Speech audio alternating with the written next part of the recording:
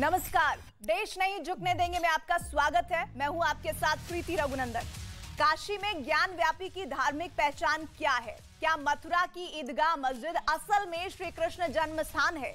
अयोध्या विवाद सुलझने के बाद काशी मथुरा पर धर्म युद्ध शुरू हुआ था और इस धर्म युद्ध में अब ताजमहल और कुतुब मीनार भी गिर गए हैं। ताजमहल का सर्वे कराने की मांग कोर्ट पहुंच गई है। कोर्ट में ताजमहल के करीब 90 साल से बंद पड़े 22 कमरे खोलने की मांग की गई है और अब कुतुब मीनार को लेकर दावा किया गया है कि कुतुब मीनार असल में विष्णु स्तंभ है। कुतुब मीनार में पूजा पाठ की मांग लोग कर रहे हैं। कुतुब मीनार को मंदिरों वाली पहचान दिलाने की मांग हो रही है।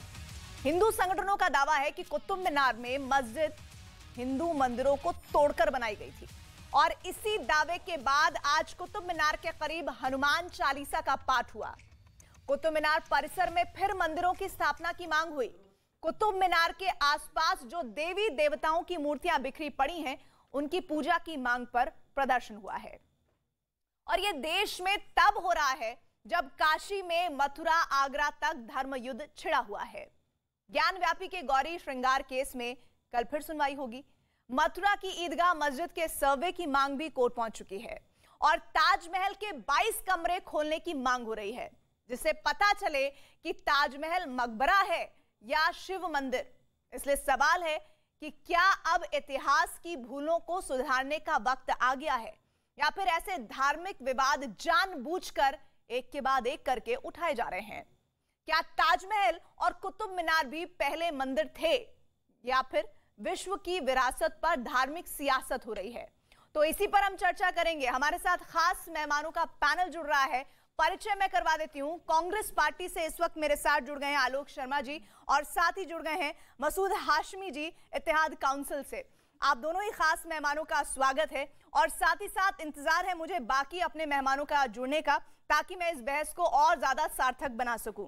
लेकिन शुरुआत में आलोक जी आपसे करना चाह रही हूं, क्या राष्ट्रीय धरोहरों पर धर्म की सियासत इस वक्त पुरजोर तरीके से की जा रही है? देखिए, तो पूरा देश ही देख रहा है कि सियासत का केवल और केवल एक आधार लिया जा रहा है, धर्म। जबकि सियासत का जो सबका साथ सबका विकास जो नारा दिया गया था, उस पर कहीं कोई चर्चा नहीं है। कितना विकास हो रहा है, कितना क्या हो रहा है, उस पर कोई चर्चा नहीं।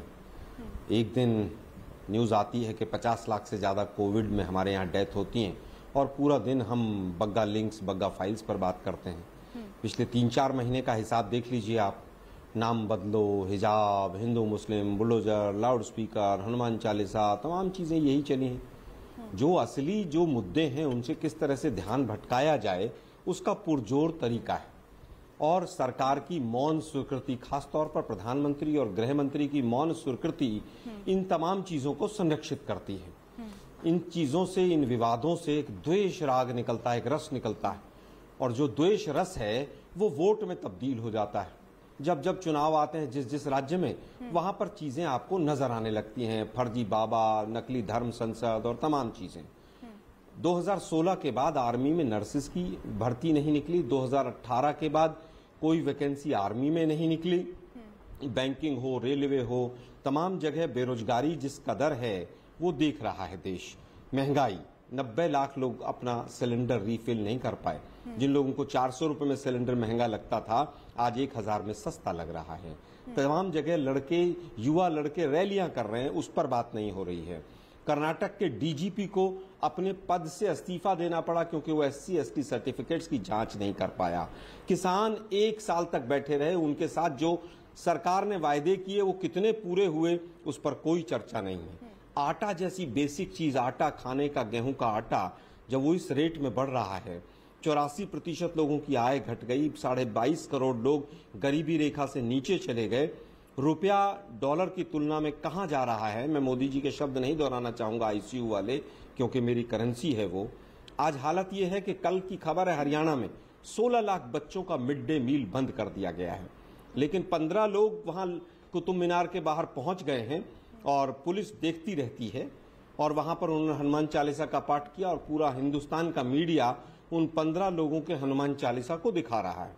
ठीक है। 2 करोड़ बच्चे, ये मैं आंकड़ा कम करके दे रहा हूं, अंतिम आंकड़ा दे रहा हूं, 2 करोड़ से ज्यादा बच्चे इस देश के अंदर ड्रॉप आउट हो गए, जो कोरोना के बाद स्कूल नहीं पकड़ पाएंगे। इन मुद्दों पर ना तो चर्चा है और ना इन मुद्दों पर सरकार ध्यान ले जाना चाहती है। ठीक है, आपने अपनी बात को रखा आलोक जी।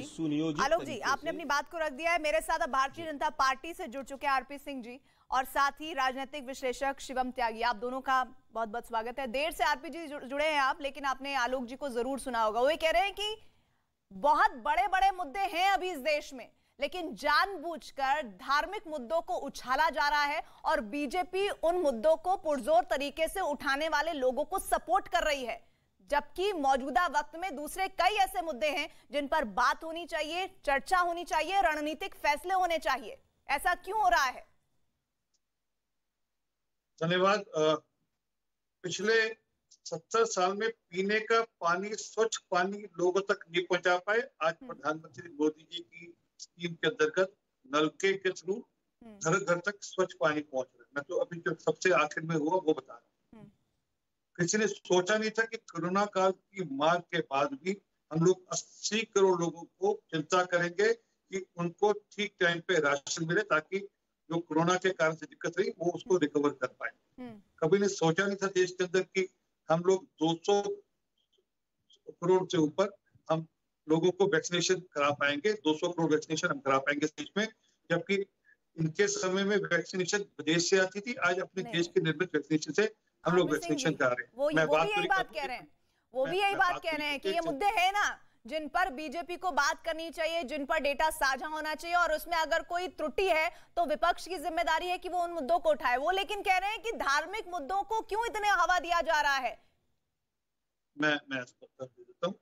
ये भूल रहे हैं शाहबानो का केस इनके समय में हुआ था, तब धार्मिक मुद्दा नहीं था शाहबानो का केस, जिसको सुप्रीम कोर्ट ने फैसला दिया और राजीव गांधी साहब ने पार्लियामेंट में बदल दिया। ये भूल रहे हैं 1984 का कत्लेआम, वो धार्मिक मुद्दा नहीं था। जब वोट पाने के लिए राजीव गांधी ने कहा था जब बड़ा पेड़ गिरता है तो धरती हिलती है, और दिल्ली के अंदर 3000 से ऊपर सिखों का कत्ल करा दिया। तो आप भी यही कत्ल करा राजीव गांधी ने। मैं एक मिनट, आपने उनको टोका नहीं, आपने पूरा सुना था। आपने एक मिनट टोका, एक मिनट और ले लो। आप भी यही कर रहे हैं, ये बता दीजिए। तो दिल्ली में 3000 सिखों को राजीव गांधी ने कत्ल कराया। उसके बाद कहा जब बड़ा पेड़ गिरता है तो धरती हिलती है। वो धार्मिक मुद्दा नहीं था, वो तो उनको धार्मिक दिखा नहीं। दिल्ली के अंदर लगातार इनके समय में लगातार दंगे होते थे। आज वो स्थिति नहीं है, वैसी स्थिति नहीं है देश के अंदर कि जहाँ दंगे हो रहे हैं लगातार। हाँ, कुछ छुटपुट कहीं होते हैं, वो अलग बात है, परंतु आज वैसे व्यापक चीजें तो नहीं हो रही जैसे इनके समय में रहती थी। परंतु हर घर में, हर गांव तक बिजली पहुंचे, उसकी चिंता इन्होंने की नहीं। ये तो कहते थे देश में, देश के संसाधनों को अगर पैदा अधिकार है तब धार्मिक मुद्दे नहीं थे, तब आपके नेता इतने बड़े बड़े स्टेटमेंट दे देते थे, तब आपके लिए मुद्दा नहीं था। आज जब ये मुद्दे उठ रहे हैं तो आप सीधे सीधे बीजेपी की सरकार को कटघरे में खड़ा कर देते हैं। मुझे लगता है कि बीजेपी की केंद्र में सरकार है, बड़े बड़े वायदे हुए थे। 35 रुपए लीटर पेट्रोल मिलेगा, आज 110 पे पहुंचा दिया, तो सवाल भी ना पूछे क्या?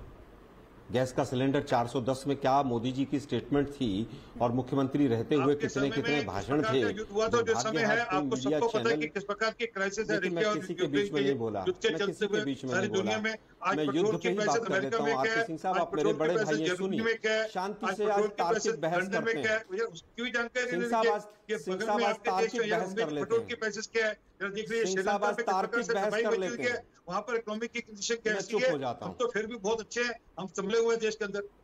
मैं चुप हो जाता हूँ, पूरी करने दीजिए। आलोक जी बोलिए। मैं चुप हो जाता हूँ, मैं किसी के बीच में नहीं बोलता हूँ। युद्ध की बात से ही शुरू कर लेते हैं। मोदी जी ने अभी पंडित नेहरू जी का कुछ महीने पहले ही पार्लियामेंट में मजाक उड़ाया था। आज आरपी सिंह साहब मोदी जी का मजाक उड़ा रहे हैं। वही बात तो कही थी पंडित नेहरू जी ने कि इंटरनेशनल युद्ध होगा तो प्राइजेस बढ़ेंगे, और मोदी जी हंस हंस के ठहाके ले रहे थे। आज आरपी सिंह साहब ठहाके ले रहे हैं मोदी जी के ऊपर, उनके वक्तव्य के ऊपर। मैं फिर कह रहा हूं आरपी सिंह साहब, आप मेरे बड़े भाई हैं, मुद्दों पर बात कर लीजिए। आपने बिजली की बात की ना, मैं बताता हूं, 7 लाख गांव हैं, आपने 4 साल में 13,500 गांवों में बिजली पहुंचाई, लगभग 3,500 गांवों में, और हमारा जो आंकड़ा है वो 16,000 गांवों में हर साल बिजली पहुंची है, अगर हमारा शासनकाल देख लें तो। लेकिन आलोक जी, आप जो मुद्दे गिनवा रहे हैं, आरपी जी भी जवाब देना चाह रहे हैं। मेरा आपसे सवाल ये, सुनिए मेरी बात, मैं ये कह रही हूँ कि आप जो मुद्दे गिनवा रहे हैं वो बहुत जरूरी हैं, बिल्कुल उन पर बात होनी चाहिए, लेकिन क्या अगर किसी भी वर्ग विशेष को ये लगता है कि जो मंदिर है या कुतुब मीनार है या फिर कोई ऐसी मस्जिदें हैं, उनके पीछे की जो असल कहानी है वो वर्षों वर्ष से धुंधली पड़ी हुई है, वो सामने आना चाहिए, सच का सर्वे होना चाहिए, तो इस पर एक वर्ग विशेष को आपत्ति क्यों होनी चाहिए?